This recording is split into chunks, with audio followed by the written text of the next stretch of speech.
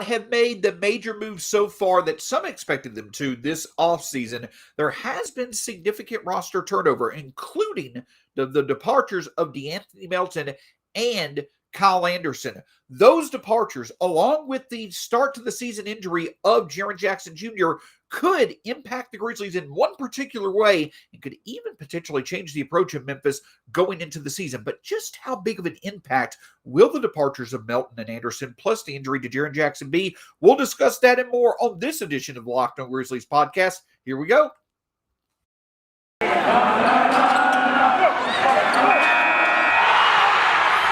are Locked On Grizzlies, your daily Memphis Grizzlies podcast. Part of the Locked On Podcast Network, your team every day.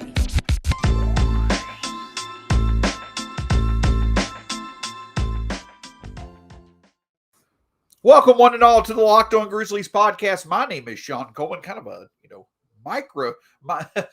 a bigger version of my head there to start the show. Sorry about that. Welcome to the Locked On Grizzlies podcast. My name is Shawn Coleman. Hope wherever you are and wherever you're listening, you're having a wonderful start to your day. Co-host Michael Cole will be back with me once again later on this week. You can find me at StatsSAC, the show at Locked On Grizz, the podcast free on all podcast platform. Wherever you choose to listen, that's where we'll be for free. Just hit that subscribe button and make sure you hit that subscribe button here on YouTube as well. Over 1,000 subscribers. Thank you so much for the support.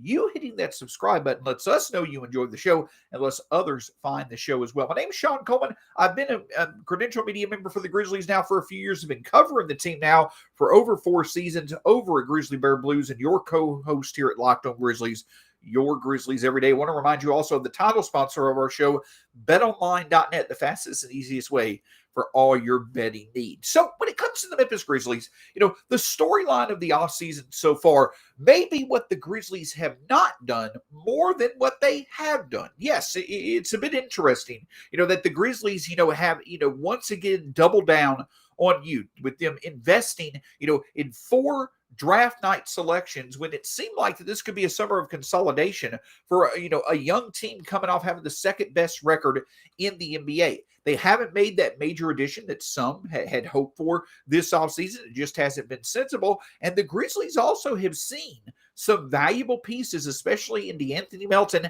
and Kyle Anderson, go to other teams. DeAnthony Melton, of course, being traded to the Philadelphia 76ers, and Kyle Anderson leaving in free agency to go to conference rival, the Minnesota Timberwolves. And let's be honest, the losses of Kyle Anderson and DeAnthony Melton, it may not seem like the losses of those 2 players are that significant, but the loss of those 2 players takes away a lot of production that from a certain way that the Grizzlies were successful last year. Without a doubt, the story of the Grizzlies' success last season was very good defense, very, very consistent, the very, very consistent ability of creating turnovers and offensive rebounds. And the whole focus of doing that was turning defense into offense and allowing for the Grizzlies to consistently get the possession edge in games for them to be able to get victories. We'll discuss that a bit more in detail a little bit later in the show. But for Kyle Anderson and DeAnthony Melton,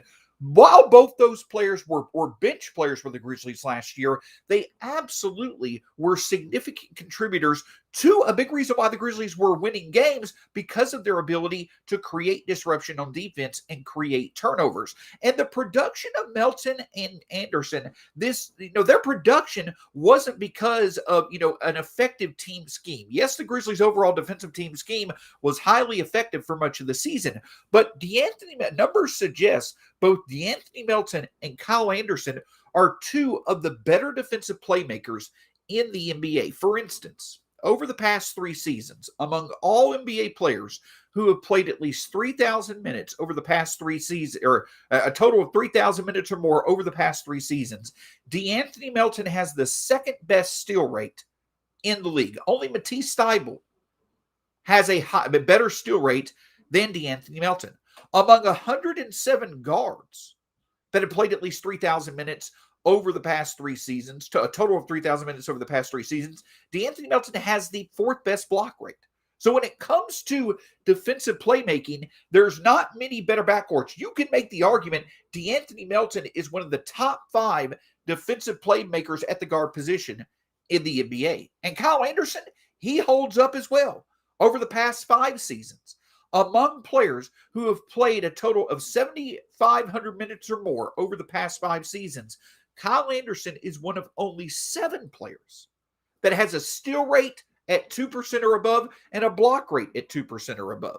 What that means is that the consistency of his defensive playmaking is pretty rare. A couple of other names on that list: Anthony Davis, Robert Covington, Draymond Green, Nikola Jokic. You want to talk about some of the best defenders in the game? Kyle Anderson, while he may not overall be as good of a defender as those players, when it comes to defensive playmaking, Kyle Anderson has been one of the best in the league for half a decade. So yes, the impact of DeAnthony Melton and the impact of Kyle Anderson, though their offense, especially their shooting, may have been inconsistent at times, it made a difference last year. I talked and others have talked, consistently about one thing that stood out about the Grizzlies bench was not just their offensive approach, the efficiency of Tyus Jones and the efficiency of Brandon Clark, DeAnthony Melton getting on a hot streak shooting, but it was also the defensive versatility. And the 2 big reasons for that were Melton and Anderson, and also their abilities to step into, crunch time or, high leverage lineups. The Grizzlies could rely on Melton and Anderson at times to really step in to support their best talents. If Ja or somebody else were out of the lineup, Melton and Anderson could step up into bigger roles and still deliver when it came to their overall ability to create turnovers and help turn defense into offense. And this is not even mentioning the fact, and this is, their departures, the significance of the losses of Melton and Anderson is kind of magnified when you also look at the fact that the Grizzlies are going to be without Jaren Jackson Jr. for the start of the season. What perhaps could be a third or maybe even half of the season, depending on how cautious the Grizzlies are when it comes to Jaren Jackson returning from injury. You want to talk about defensive playmaking? Jaren Jackson Jr. led the league in total blocks last year. He led the league in total stocks, in terms of steals plus blocks. All NBA defensive first team, 5th in defensive player of the year voting. Jaren Jackson Jr. overall was one of the better difference makers on defense last season.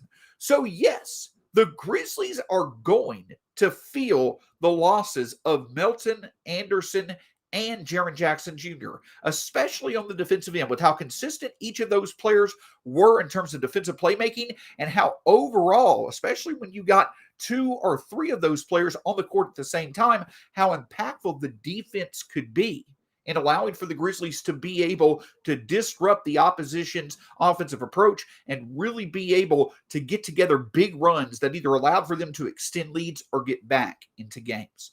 But even though the value of Anderson, the value of Melton, and, the consistency of Jaren Jackson Jr. was mostly seen on the defensive end last year, the losses of these 3 players also impact the offense, especially with how their approach to defense led to offense. We'll discuss that in just a moment. Before we do, I want to remind you that when it comes to betting and wagering on sports, the thing that you want simplicity, but you also want consistency. If you're someone that enjoys betting and wagering on sports, you don't want your time to be wasted worrying about making sure that your bet is set or that you've got to consistently set up the information for your bet. You want your focus to be on what will allow for you to make the right wager, to make the right bet. Well, if you want to focus on what matters, make sure you check out betonline.net, the fastest and easiest way for you to bet on all your sports action.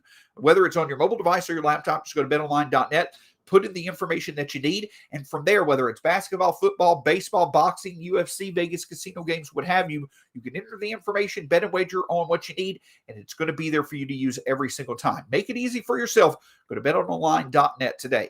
Can't thank you enough for making Locked On Grizzlies your first listen of the day, but the NFL season is right around the corner, so make sure you check out the Locked On NFL podcast network of your choice. If you're in the Mid-South, perhaps the Titans are your favorite team, then make sure you check out Locked On Titans. Whatever your NFL team is, make sure you check out the Locked On NFL podcast of your choice as your second listen of the day after Locked On Grizzlies. So yes, the departures of DeAnthony Melton, Kyle Anderson, and the Grizzlies being without Jaren Jackson Jr.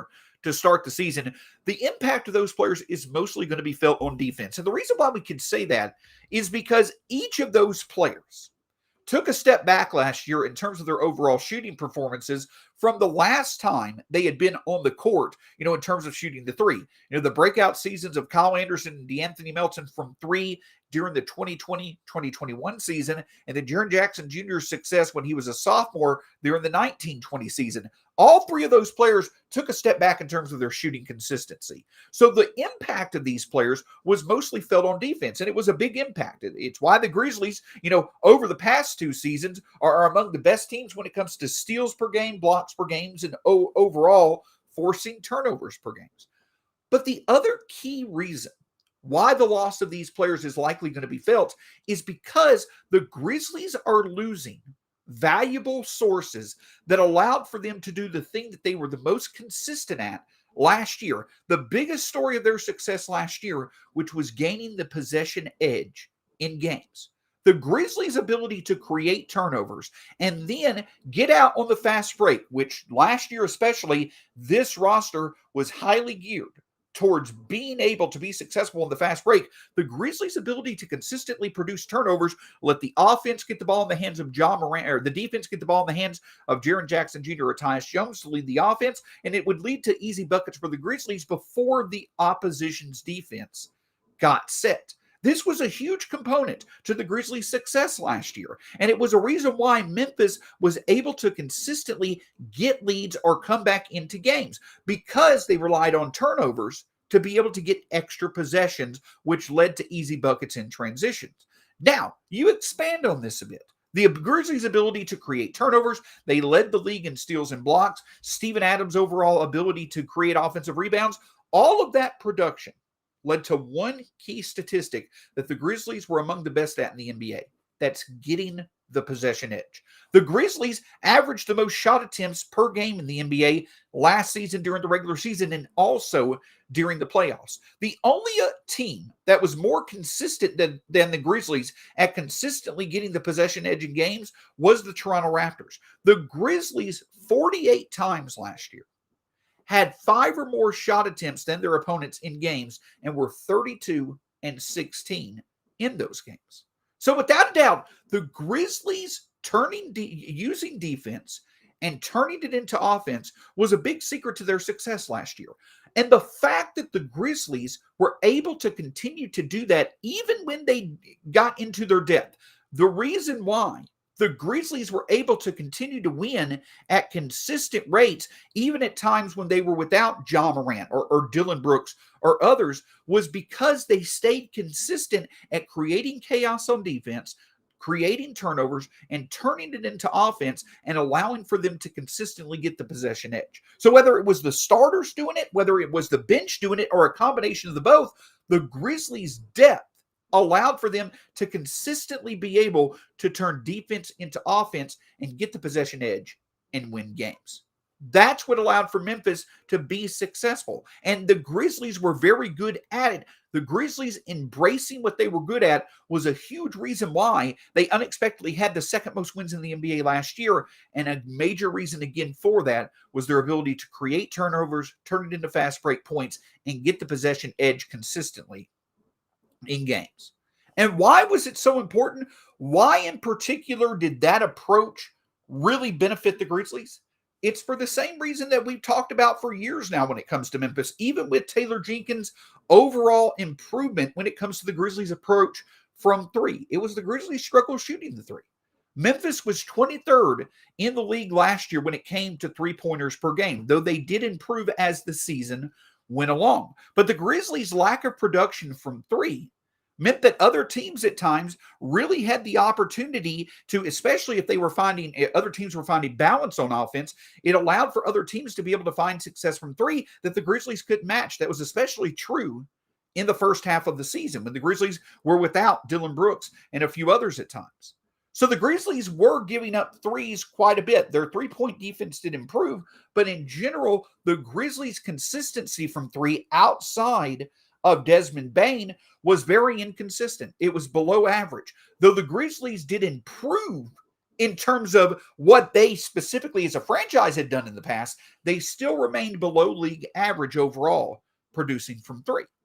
So if the Grizzlies were going to go into games against opponents and they were already going to be in the hole a bit when it came to shooting the three, the Grizzlies had to overcome that in some way, shape, or form. And how they did that was by gaining the possession edge. And despite the fact that Melton and Anderson and Jaren Jackson Jr., all three of those players struggled at times when it came to shooting the three, Melton and Jaren Jackson Jr. specifically were also the second and third biggest contributors from three. Jaren Jackson Jr. had the second highest three-point amount for the Grizzlies last season. DeAnthony Melton had the third highest amount.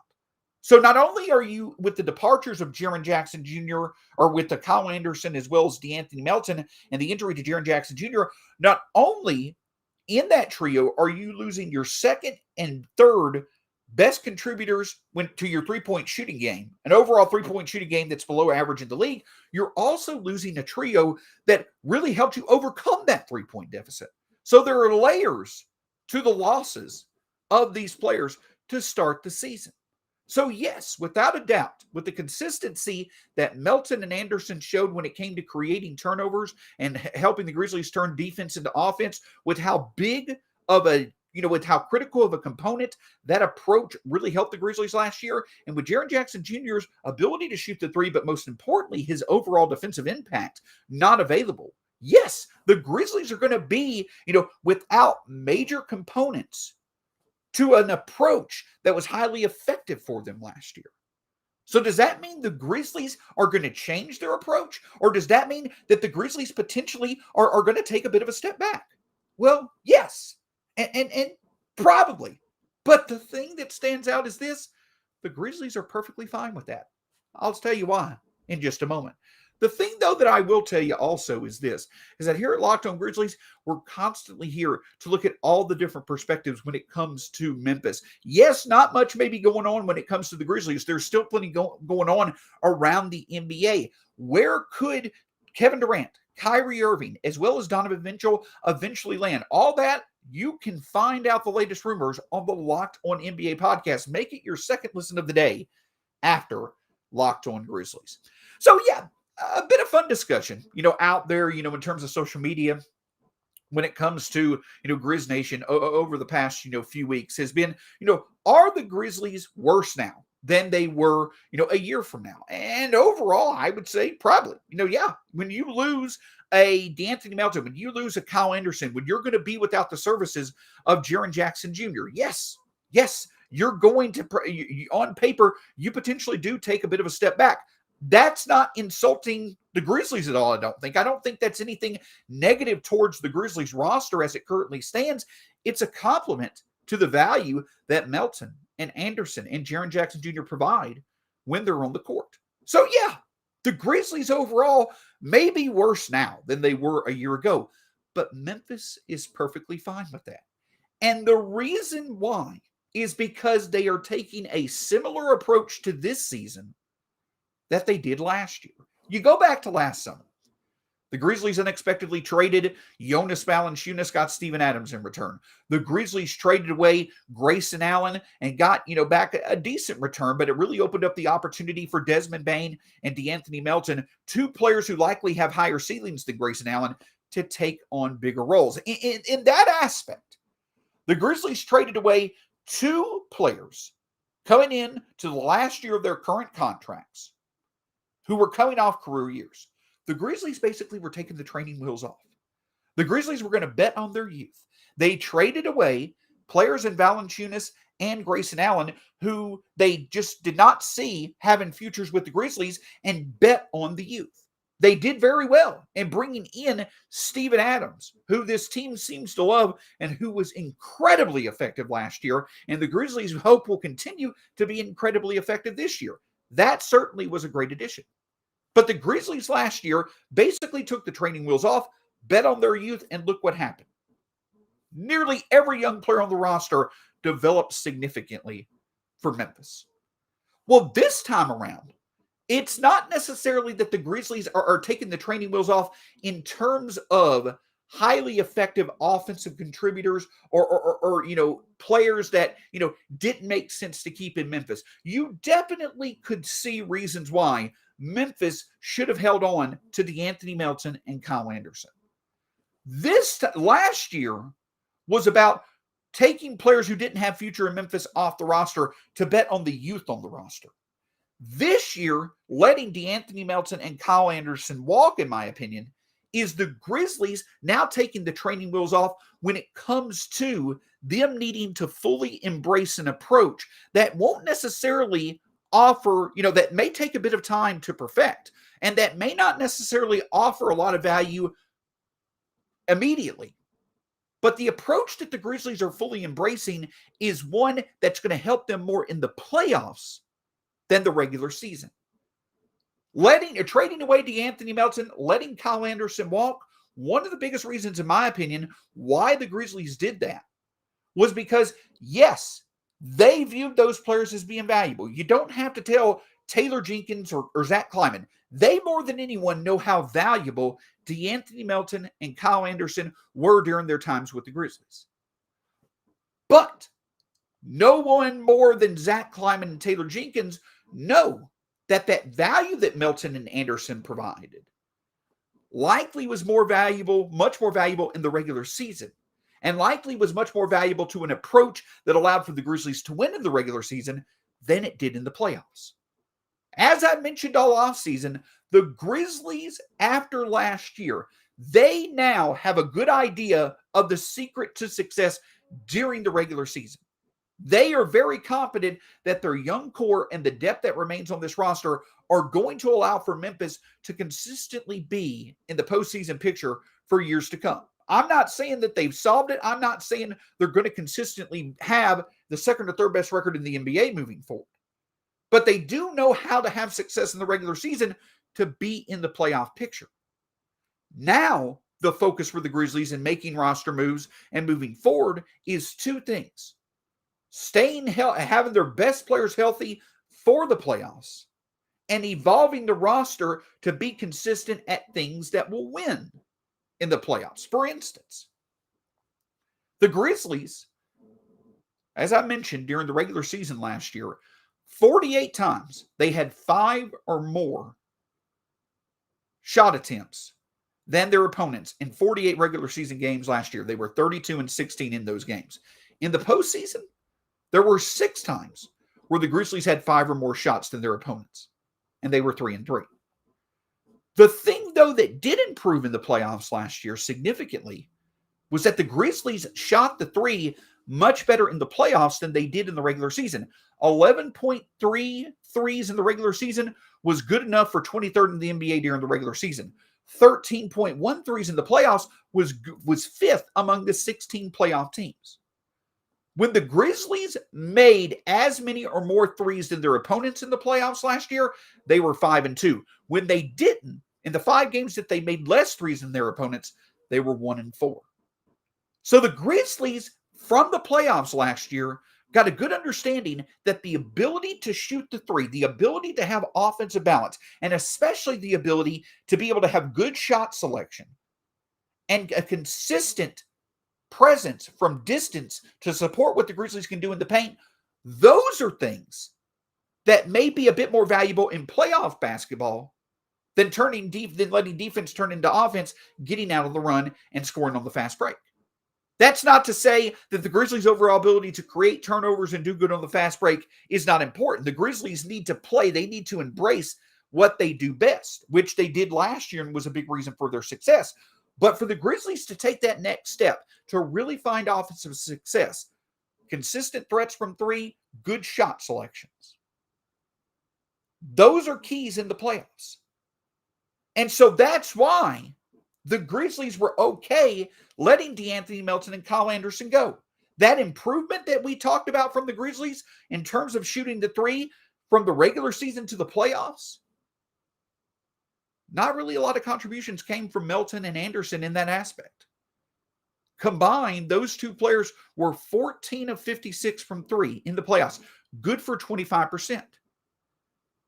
So again, Nobody is disputing that the value of DeAnthony Melton and the value of Kyle Anderson had significant value. Yes, if the Grizzlies had retained both of those players, the Grizzlies roster right now would likely be better heading into this upcoming season than it is right now. But all along, the focus of the Grizzlies has stayed the same. They're focused on the long term. And that long-term focus includes now narrowing the focus on what will help the Grizzlies win in the playoffs. A big reason why the Grizzlies were okay with letting Melton go, trading him in a trade that got them David Roddy, and letting Kyle Anderson go to bring in Jake LaRavia in the draft is because long-term, the shot selection ability, the overall consistency that Roddy and LaRavia could potentially offer in terms of adding depth to this roster when it comes to three-point options, that is more valuable depth for the playoffs than what Kyle Anderson and DeAnthony Melton could provide. And I understand the argument that Kyle Anderson's defense and DeAnthony Melton, in terms of what he could do off the bench, yes, at times they were very, very effective against the Golden State Warriors. Highly effective against the Golden State Warriors. That is a valid argument. But in general, this Grizzlies team has now tasted playoff success 2 straight seasons. They know that offensive balance from the Jazz during the Grizzlies' first round exit in the 2020-2021 season and from their series against the Warriors, offensive balance from the opponent is eventually what the Grizzlies could not match and why they could not move forward in the playoffs. While the Grizzlies may take time to eventually get that offensive balance, and that could include a bit of a step back in this regular season versus last year, as these rookies settle in, as John Conchar and Zaire Williams take on bigger roles, as a healthy Dillon Brooks figures out his offensive role, in time, the talents that the Grizzlies have added will settle into their roles. And eventually the Grizzlies will get Jaren Jackson Jr. back to couple with Dillon Brooks to once again be one of the better defenses in the league. And by that time, the Grizzlies may be in a better position long-term with LaRavia and Roddy and when the decisions that they made for their roster now, they may be in a better position long-term to have success in the playoffs than if they had retained Melton and Anderson. It's not a guarantee. It's not an absolute. But with how often the Grizzlies have bet on youth and how much success that they've had doing that, them doing it once again to shift their approach long-term to get offensive balance that they feel is going to be important for them to advance in the playoffs, it's hard to bet against their logic. So without a doubt, the loss of DeAnthony Melton and Kyle Anderson, anybody that says that it's not that significant losing those 2 players, I don't agree. They are significant losses. They are very valuable players who helped tremendously at the Grizzlies embracing their strengths last year and leading them to unexpected success. But this is still an ever-evolving roster with how young they are. And so there are going to be times where you're going to see, we've seen it 2 straight summers, multiple role players, multiple valuable role players for 2 straight summers have either been traded away or left in free agency from Memphis. And the reason why is because this roster is continuing to evolve. They're continuing to learn. They're continuing to develop their roster into a roster that can win in the postseason. So without a doubt, the loss of Melton, the loss of Anderson, the injury to Jaren Jackson Jr., it's going to be felt by the Grizzlies to start this upcoming season. But just last year, Memphis started off 9-10 before they went 47-16. I'm not saying that Memphis is once again going to do that. There's a good chance Memphis may not be the second best team during the regular season, but there's also a good chance for this upcoming playoffs hopefully, and playoffs in the future, that the Grizzlies are going to be in a better position due to the moves they made this summer. And again, it's hard to bet with the track record of Zach Kleiman. It's hard to bet against the decisions that he's making. It may not work, but it has so far. And hopefully it will continue as time goes on. Can't thank you enough for checking out Locked On Grizzlies. My name's Shawn Coleman. You can find me at StatsSAC. The show at Locked On Grizz, free on all podcast platforms. Until next time, we'll talk to you again soon here on the Locked On Grizzlies podcast.